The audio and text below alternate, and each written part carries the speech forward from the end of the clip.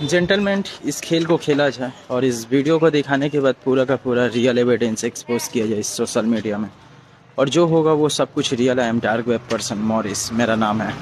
Rate बढ़ने के कारण कस्टमर नहीं है बाजार में, सिर्फ रेट रह गया, कस्टमर नहीं है। बहुत फर्क है, कस्टमर का काम ही नहीं है। कस्टमर आता है, पूछ के रेट चला जाता है, बस खरीदारी बंद हो गई बिल्कुल। आम आदमी की जिंदगी पे कितना फर्क? बहुत फर्क पड़ा है। आम आदमी की पहुंच से सोना निकल गया है, सोना बहुत दूर चला गया उनके हाथ से।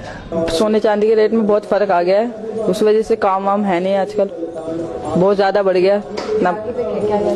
ग्राहकी आ ही नहीं रही, कस्टमर आ नहीं रहा, रुक नहीं रहा ना। सोने का रेट बहुत ज्यादा अप डाउन हो गया, इसलिए कस्टमर का काफी फर्क पड़ गया। रोजाना लोग कितने आते हैं? दो तीन बस। ये जो गोल्ड है ना, सोने, ये जितने भी सोने हैं ये सारे के सारे गैजेट्स पे लग रहे हैं सबसे पहला। और जिस देश के पास सबसे ज़्यादा है वो फंड क्या है ना, कि फंड इंडिया में कम होने के कारण है ना, इसकी कीमत बढ़ा दी गई है। और बढ़ा दी इसलिए गई है कि ये लोग गैजेट्स जितना में बनाएंगे, इन लोगों को खर्च सबसे ज़्यादा लगेगा। जैसे कि क्या, कि जिस गैजेट्स को बनाने में 200 करोड़ लगता, अब उस गैजेट्स को बनाने में 400 करोड़ लगेगा। इसीलिए सोने की दाम बढ़ा दी गई है। ठीक है, मैं आपको बताना चाहूँगा। और वो सब गैजेट्स क्या है कि देश और बहुत सारे चीज़ों में काम आएंगे, है ना।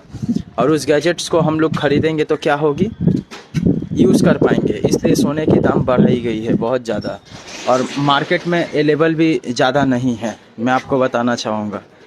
और जो देश के पास सबसे ज़्यादा सोना है, मतलब कि मान लो इंडिया से कई सारे सोने किसी देश में गए हैं, मैं आपको बता नहीं सकता, लेकिन फिर भी मैं आपको बताना चाहूँगा कि जिस भी देश में गई है, एक कॉमन सा क्वेश्चंस, वो देश क्या है कि सोने को बेहतर दामों में बेचेगा वहाँ के लोगों को, या उनका लिंकअप किसी आधुनिक गैजेट्स बनाने के लोगों से कॉन्टैक्ट है, G7 कॉन्टैक्ट है। तो वो क्या करेंगे, सोने को बेचेंगे, और बेचने के बाद जो पैसे आएंगे वो पैसे इंडिया तक आएंगे, जिसके कारण क्या होगी, सोने की कीमत फिर से घट जाएगी। तो ये वाले सारे सिचुएशंस है जो मैंने आपको बता रहा हूँ।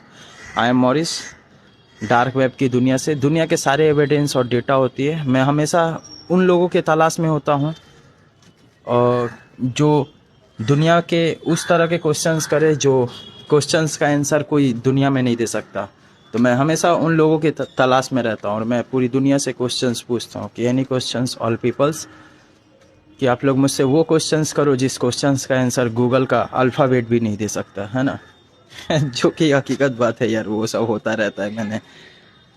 और ये इसमें पैसे जो होते हैं, पैसे अभी तक नहीं मिले। मेरे बहुत सारे वीडियोस बने हुए हैं, तो मैं बोलना चाहूँगा इस क्वेश्चंस का आंसर आप दो, नहीं तो मैं निकाल करके एक्सपोज करना भी जानता हूँ। ठीक है, जो शायद सिस्टम के सरफेस वेब के जो मालिक हैं उसको मैं बोलना चाहूँगा, है ना।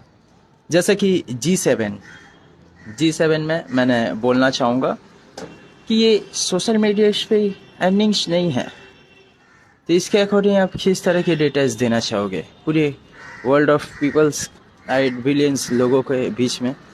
मिलते हैं दोस्तों अगले वीडियो में।